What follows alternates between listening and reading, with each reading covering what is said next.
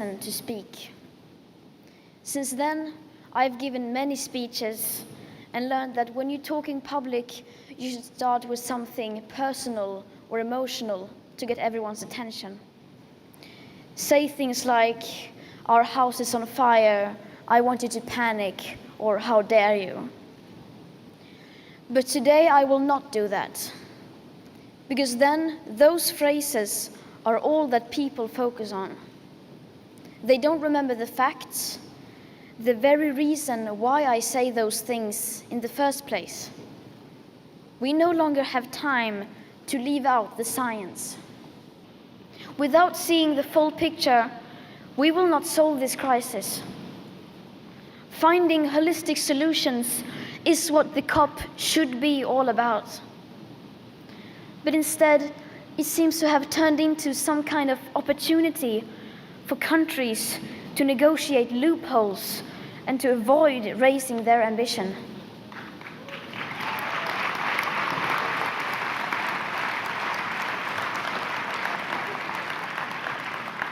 To stay below 1.5 degrees, we need to keep the carbon in the ground.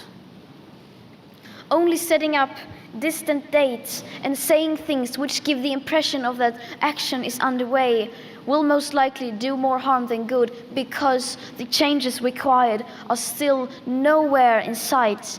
The politics needed does not exist today, despite what you might hear from world leaders. And I still believe that the biggest danger is not inaction. The real danger is when politicians and CEOs are making it look like real action is happening when, in fact, almost nothing is being done apart from clever accounting and creative PR.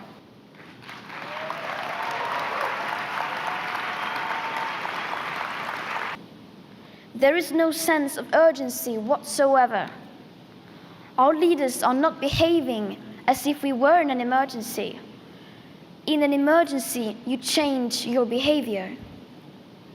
If there's a child standing in the middle of the road and cars are coming at full speed, you don't look away because it's too uncomfortable.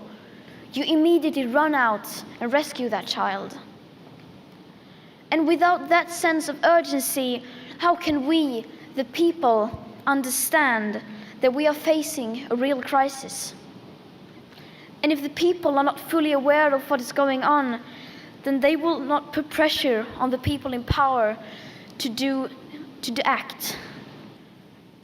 And why is it so important to stay below 1.5 degrees? Because even at 1 degree, people are dying from the climate crisis. Because that is what the United Science calls for, to avoid destabilizing the climate, so that we have the best possible chance to avoid setting off irreversible chain reactions, such as melting glaciers, polar ice, and thawing Arctic permafrost. Every fraction of a degree matters. So there it is again. This is my message. This is what I want you to focus on. So please tell me, how do you react to these numbers without feeling at least some level of panic? How do you respond to the fact that basically nothing is being done about this without feeling the slightest bit of anger? And how do you communicate this without sounding alarmist? I would really like to know. We do not have to wait. We can start the change right now. We, the people.